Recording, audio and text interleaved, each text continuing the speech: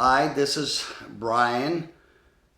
I would like to start a daily. Now, how long that's going to last, I can't promise, but a daily show, maybe 30 to 40 minutes, and to put it out um, sometime in the evening every day, maybe between 6 or 7. It won't be live, but I want to make some comments on current events. I like to share some poetry. I like to share some words from the Bible.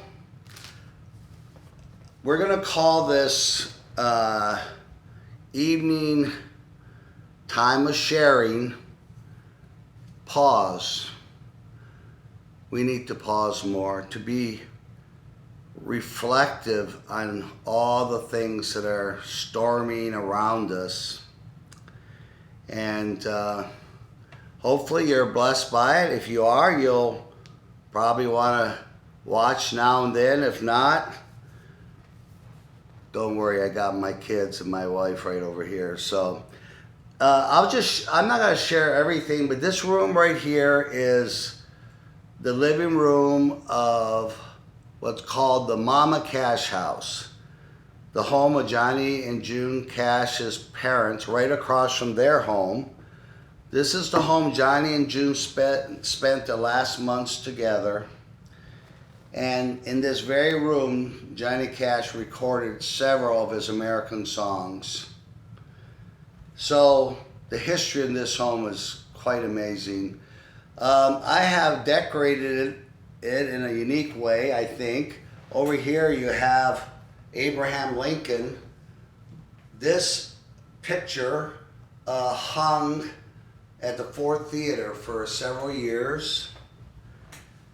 And a little over a year ago, I purchased this original art piece. This shows a pandemic, which is interesting. You have the highwayman smiling and laughing. Then over here, you have the Tower of Babel. This is a replica of of a artist impression of the tower. Bruegel, the artist, probably painted the most famous impression of what he thought the tower looked like. And this was on a Japanese TV show and was made by a friend of mine, and I was able to purchase it and bring it back to the States. Over here you've got the ladder. The ladder, we all know about that. Some people call that the career path, or upward mobility, or moving on up. Well, sometimes the ladder can be violent. Somebody's climbing the ladder, working so hard, and then somebody steps over them, steps on their hands, steps on their head, and they begin to bleed. It can be very rough. Mankind wants to be rich, wants to be famous, and so we climb. What's very unusual about Jesus is when he came to earth, he came down the ladder. When he was born in Bethlehem, he left his power. All those angels that surrounded him, and of course we know the rest of the story. Jesus, a picture of him. None of us know exactly what he looked like, but the Bible makes it clear he wasn't beautiful. Remember, he was a carpenter's son. I'm sure his hands were raw. The times he banged one of his fingers when he missed a nail.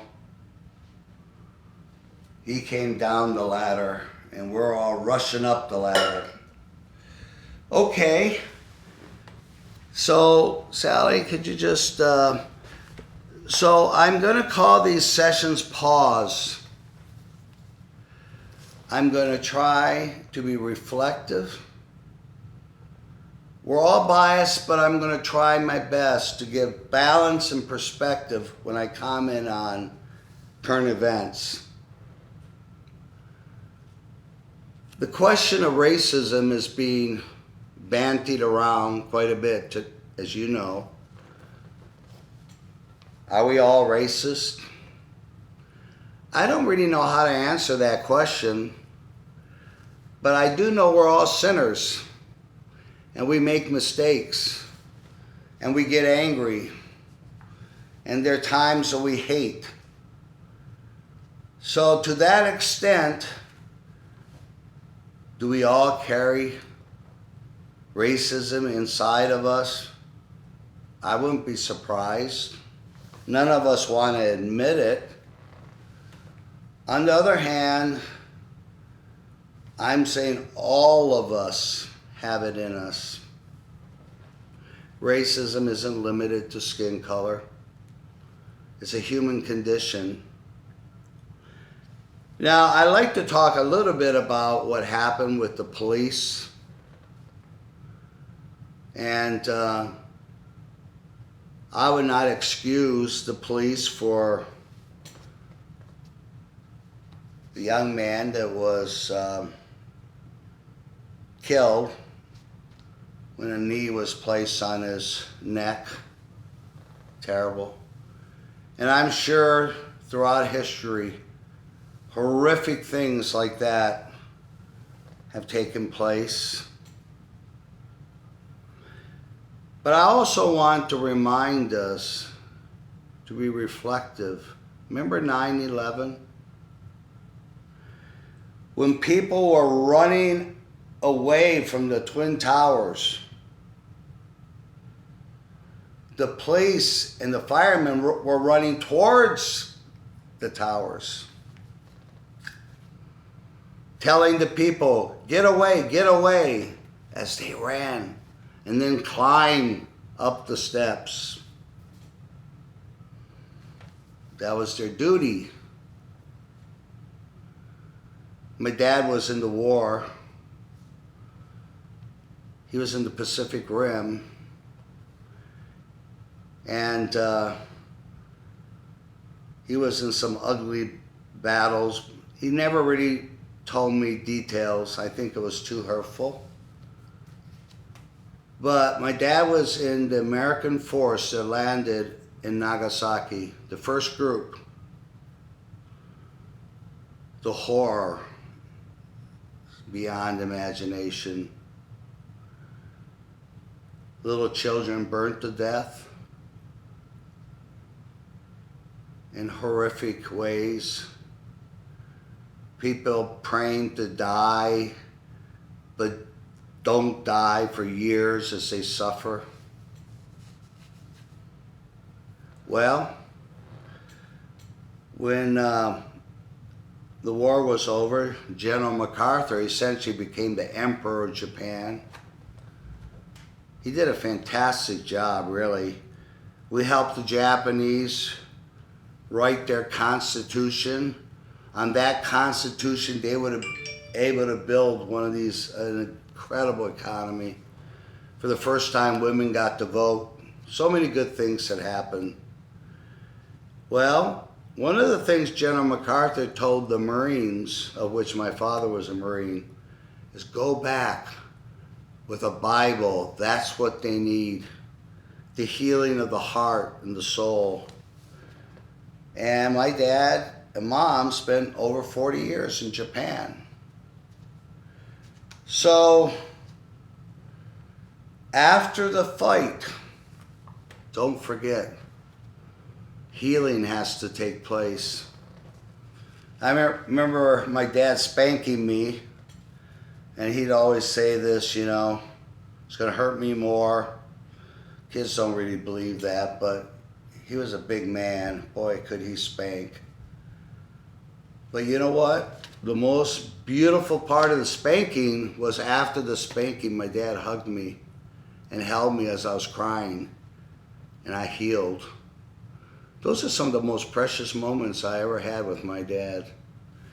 In the same way, young people, white and black, brown, are expressing their frustration. And I think there's things that bother young people that they're not talking about. Like, where are the dads? The dads are not there to guide. Of course, people don't want to talk about it, but the dads are not there, and I'm sure that gives young people a lot of frustration and anger. So when you go out there, demonstrate the right way, no violence, but speak your heart, speak your mind, but then enter into the time of healing. My dad spent 40 years on healing. My dad helped me and was so good to me as he told me and affirmed to me that he loved me. There's a lot we can all learn from each other. Nobody's perfect. I can guarantee you that. None of us are perfect. Now, whenever you deem it's the right time, let's start working on healing. You know, President Trump talks about make America great again. I've always thought a better line, or at least in my head, would be make America good again. Let's work on that.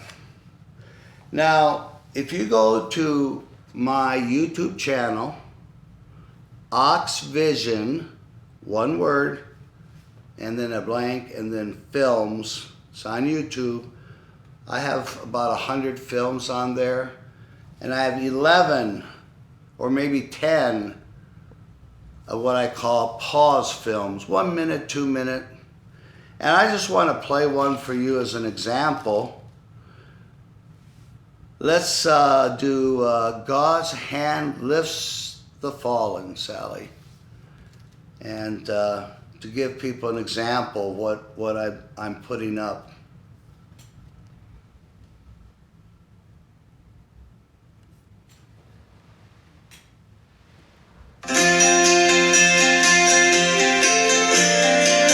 God's hand lifts the fallen. To paraphrase words from an old picture book called Choice Emblems from 1772, the moth, tempted by the brightness of the candle flame, circles around it until at last it's caught in the flame and consumed. People often know what is right, but only half-heartedly resist the wrong enticements. The reckless pursuit of money, promotion, status, even love, without self-control, can lead to self-destruction.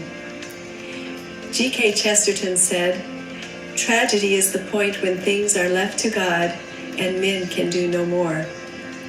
Having been burned and then turning to God, who promises to restore and lift up those who call out to Him, may become the most significant time of one's life.